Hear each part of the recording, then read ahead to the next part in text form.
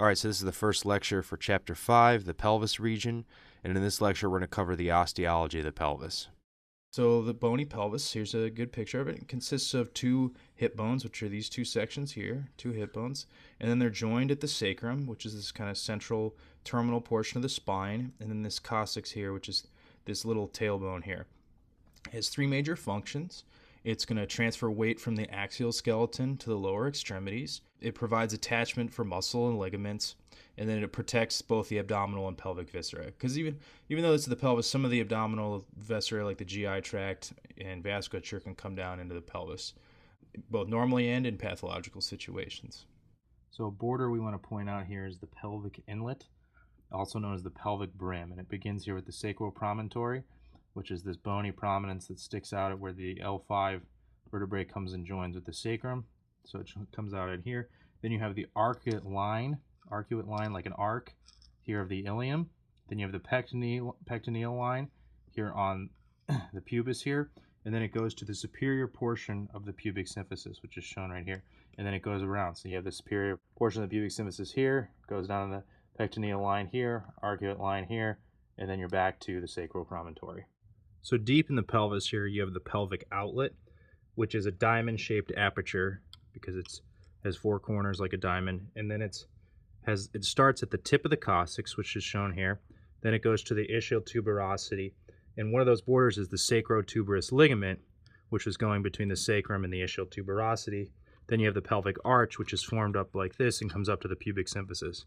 Then you go back down the pubic arch to the ischial tuberosity, and then you go across the sacrotuberous ligament, and then you hit the tip of the coccyx there. So the pelvis is divided into two regions by the pelvic brim or the pelvic inlet. And so the first one we'll talk about is the pelvis major, which is, so you remember this is the pelvic brim here.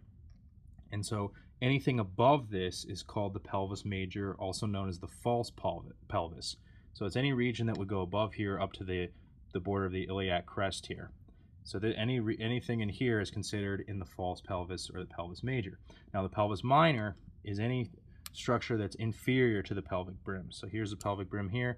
Anything down where the tip of the pen is in here, that's what's going to be called the pelvis minor or the true pelvis.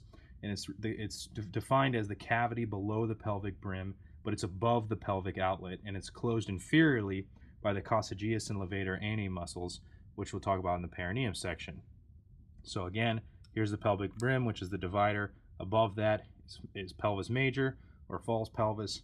Below that is pelvis minor or true pelvis.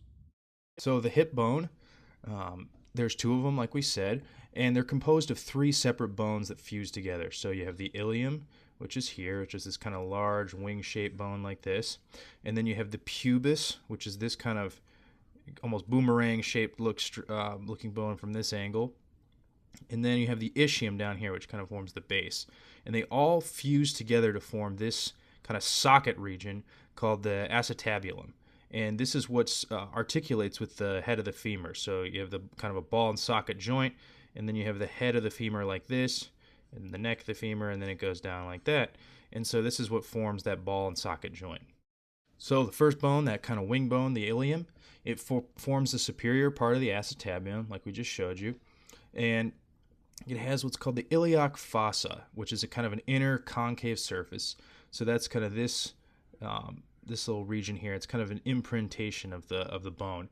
And what this serves for is what sits in here is the iliacus muscle. So if we kind of draw some striations in here like this, that's your iliacus muscle. And that's involved in flexion of the hip. And what it also has is the gluteal surface, which is kind of the outer convex surface, which is kind of on the posterior region. So on the back of here, posteriorly, is the gluteal surface. And that serves as an attachment point for the gluteal muscles. Because if you look at in the posterior pelvis is where kind of the gluteal region, like gluteus maximus, gluteus minimus, medius, that's where those attachment points are. Then if you look at the iliac crest, so we'll go over to this side. The iliac crest is kind of this, very prominent ridge here. And it extends from the anterior superior iliac spine, also known as the ASIS. So that's this point right here. So that's your ASIS. And the ASIS is important because it can be palpated clinically, and then it also marks the beginning of the iliac crest. and it goes all the way back here to the posterior superior iliac spine. So this is the posterior superior iliac spine. And the other thing about the iliac crest is if you were to draw a horizontal line like this, it's a landmark for the L4 vertebral body. So if you were to palpate this on someone, you would know that you're at the L4 vertebral level on that person by palpating their iliac crest. And again, the ACIS, it's an anatomical landmark, and then it also marks the proximal attachment point of the inguinal ligament, which then extends out like this.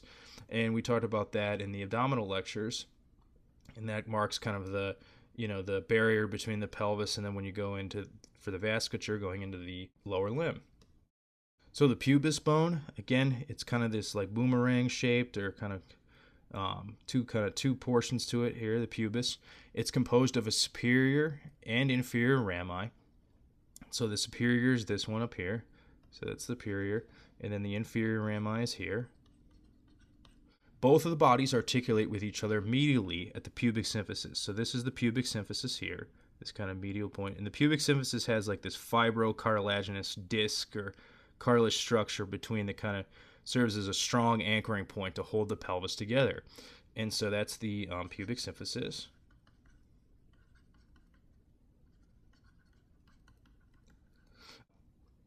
And then for the superior ramus, which is this part right here, it extends upward to form. So here's your acetabulum. We had looked at that in the previous diagram from laterally, so this is anteriorly.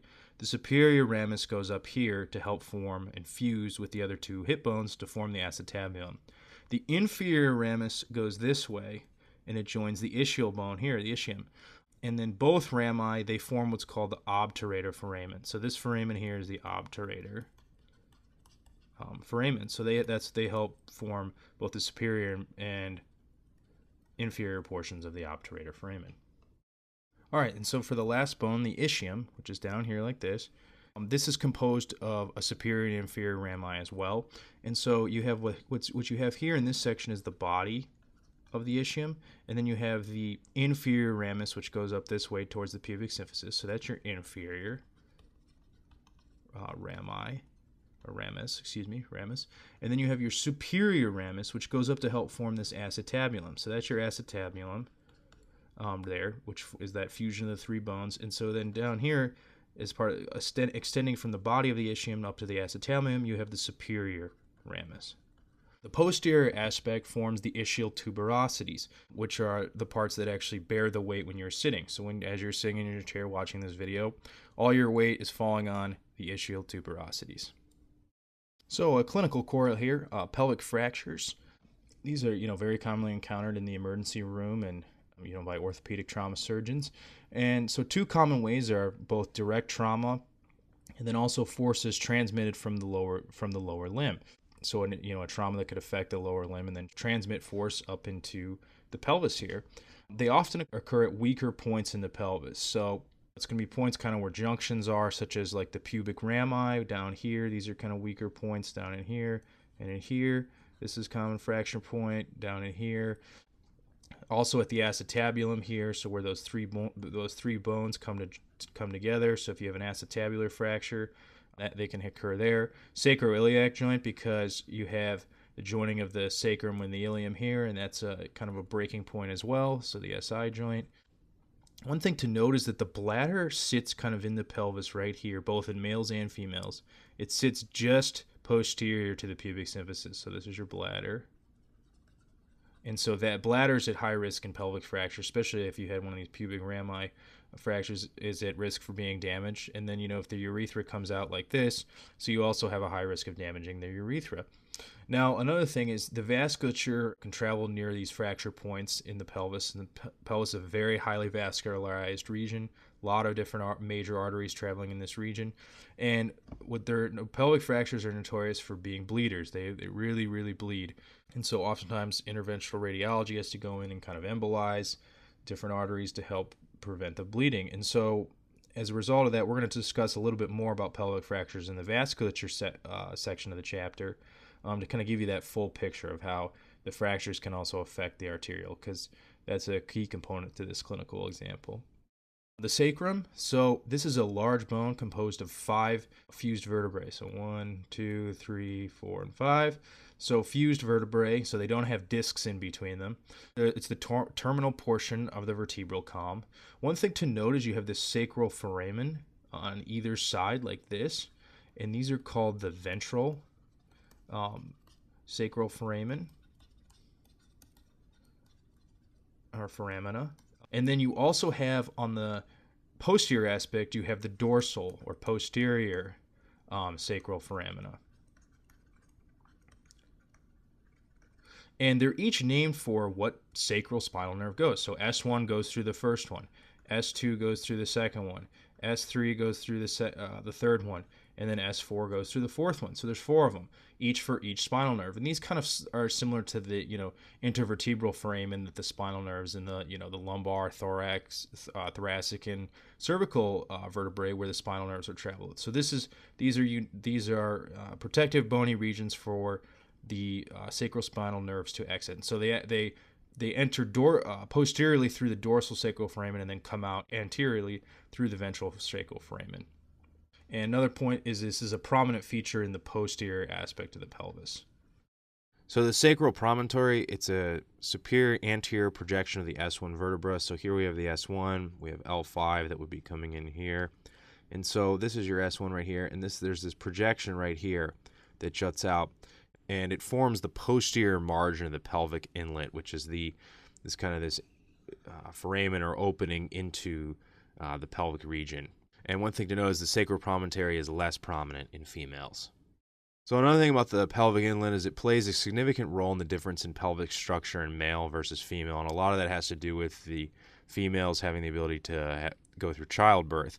And so there's a heart-shaped inlet in males, so this would be more heart-shaped in this region like this for a male, and then in females it'd be more oval-shaped, so it'd be more kind of elongated like this, and that's again for just childbirth purposes. Now this is an exaggeration, but it's just to give you the idea. And another thing is a smaller sacral promontory in females. Again, it results in a wider anterior-posterior diameter, so from here to here. And what that results in, there's these diameters of the pelvic inlet that are important to know.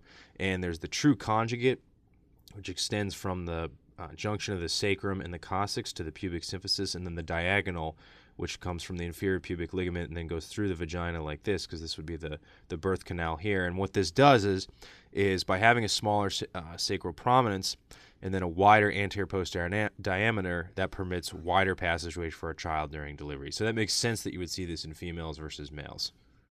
So the sacrum houses a lot of important neural structures, one being the cauda equina, which if you look here, here's the conus medullaris, which is the termination of the spinal cord at about L1. And then you have the cauda equina, which comes down in the dural sac here like this, and these is the lumbar and sacral spinal nerves that are coming out like this before they would exit out their respective foramen to go on and carry out their neurofunction. And the thing about the cauda equina is that it terminates at about S2. So here's S1 here, and then here's S2 here. And so this is about where it terminates. So the pia mater, which is that thin connective tissue directly adherent to the neural structure of the spinal cord. So here at the conus medullaris, the pia mater is going to extend out, and it's going to extend as a ligament called the filum terminale interum. And as you can see here, it extends all the way out to the S2 region right here. So here's S2, S1, here's L5 right here, where it joins the dura. So it's going to come out here and it joins this kind of yellow structure they're showing here in the diagram is the dura. And so it comes out and it travels through the dural sac here, and then it actually inserts into the dura right here. Then beyond that, it extends beyond the dural sac onto the coccyx to anchor the dural sac in place. And this is also known as the filum terminale externum, or also known as the coccygeal ligament. So the thing to note is that it's essentially all one ligament that extends from the conus medullaris. You have filum terminale internum, which comes through here, through the dural sac. It inserts onto the dura here, and then it continues as filum terminale externa, or the coccygeal ligament, and comes out here and then inserts onto the coccyx. So the sympathetic trunks, as you know, there's 2 of them, and they run adjacent to the vertebrae on either side, so coming down like this and this.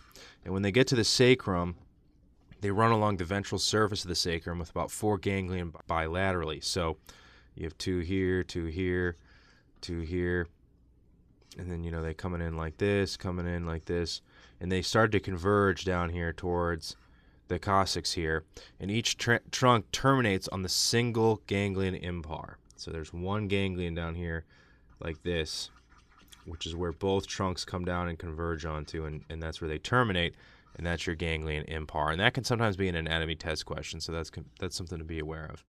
So the coccyx, also known as the tailbone, is 4 fused vertebrae that comprise the terminal part of the vertebral column. So that's these guys right here. So you got 1, 2, 3, 4. So these guys right here. And fracture can occur here from an abrupt fall on the buttocks, and that would be normally managed with supportive therapy. Because the rectum is around here and there's a lot of neurovascular structures running in the region, and it's just hard to get to surgically, you're not going to typically fix these with surgery. You're going to just let them heal on their own. So the sacrotuberous ligament, it's in the name, sacrotuberous, so it runs between the sacrum and the ischial tuberosity. Let's start actually here on the posterior view. So here's the ischial tuberosity here. Here's the sacrotuberous ligament coming out like this. As you can see, we have it labeled here for you. Here's an anterior view, and it comes out like this, coming down from the tuberosity here, coming up here to the sacrum. What you'll notice here is that this actually takes the lesser sciatic notch and helps form the lesser sciatic foramen. So it kind of closes off the notch to form the foramen, which is an important point for structures to exit or enter the pelvis. Same thing up here, which we'll talk about in the next slide, is the greater sciatic notch and the greater sciatic foramen. So again, to review, here's an anterior view of it. Sacrotuberous ligament coming in like this, and coming out like this on the posterior aspect. Sacrospinous ligament, again, it's in the name, sacrospinous, so it's between the sacrum and then also the coccyx and then the spine of the ischium. So here's a great view of it on the anterior. Here's your ischial spine right here. This is the ischial spine right there. And here it is, the ligament coming out and spraying out like this and connecting to the sacrum. Here's kind of a posterior view. Here's the ischial spine here. Here it is coming in like this. Here's that sacrotuberous ligament coming down to the tuberosity. So they essentially kind of crisscross like that. And same thing here, like with the lesser sciatic notch. So here's your greater sciatic notch formed by the ilium here. And so what you'll notice here, same here on the posterior aspect, is that this closes off, this ligament closes off the greater sciatic notch and helps form the greater sciatic foramen. Same thing here, you can see it here. And this is an important point because typically the sciatic nerve exits through here. There's several other blood vessels and nerves that also exit through here to go on to innervate the lower extremity. On the posterior surface here, you have two other important ligaments, the posterior sacroiliac ligament. That's shown right here, and it's between the sacrum and the PSIS, so the posterior superior iliac spine. So remember, your ASIS is kind of out here. Here's your PSIS out here, and it extends from the PSIS down to the sacrum. So it's coming down like this. So there's that ligament here. We have it labeled here. This is some older terminology from these Gray's images. Long posterior sacroiliac ligament. So then you have the posterior interosseous sacroiliac ligaments. These are very strong fibers, and they go between the tuberosity of the sacrum and the ilium. And so we can show that right here. So here's your sacrum here. Here's your ilium right here. They're going here between them. Some important joints to be aware of. First, the lumbosacral joint. So this is between L5 vertebrae and the sacrum. So you have the L5 right here. There's a disc between them, so an intervertebral disc, like we talked about in the spine lectures. So this disc right here. So this joint between L5 and S1 is called the lumbosacral joint. Sacroiliac joint, these are really important. They have a lot of clinical relevance. So this is a synovial joint, and it's between the sacrum and the ilium. So here's your ilium here, here's your sacrum here. So it's these joints, there's two of them, one on each side. And these are also important because they function to transmit the weight of the body to the hip bones. So you have the weight of the body coming in down through the spine, and then it comes out and gets dispersed to both hip bones through this sacroiliac joint. Sacroiliitis, this is a inflammation of these joints, and you can actually see this on x-ray. And these have many potential causes: osteoarthritis, ankylosing spondylitis. This is actually a huge diagnostic thing to be aware of, and we talked about that in the spine lectures, is that you have significant sacroiliitis on x-ray in patients with ankylosing spondylitis. Psoriatic arthritis, reactive arthritis, inflammatory bowel disease, pregnancy, and trauma. So a lot of these conditions that cause significant systemic inflammation. Like I said, typically diagnosed with x-ray. Sacrococcygeal joint, so that's this guy right here. It's a cartilaginous joint between the sacrum and the coccyx. So that's shown right here. It's really basically the junction between the sacrum and the coccyx. And then a really important one here is the pubic symphysis, which is here, which is a fibrocartilaginous joint. So there's fibrocartilage, that special type of cartilage, between the pubic bones in the median plane. So the median plane would be the plane down the center of the body, and then you have, it splits essentially the two pubic bones here. So you have the pubic bones that join here at this fibrocartilaginous disc, in a sense here, or structure, and that's what forms the pubic symphysis. All right, and that closes out our discussion of the osteology of the pelvis. Next, we'll move on to the vasculature.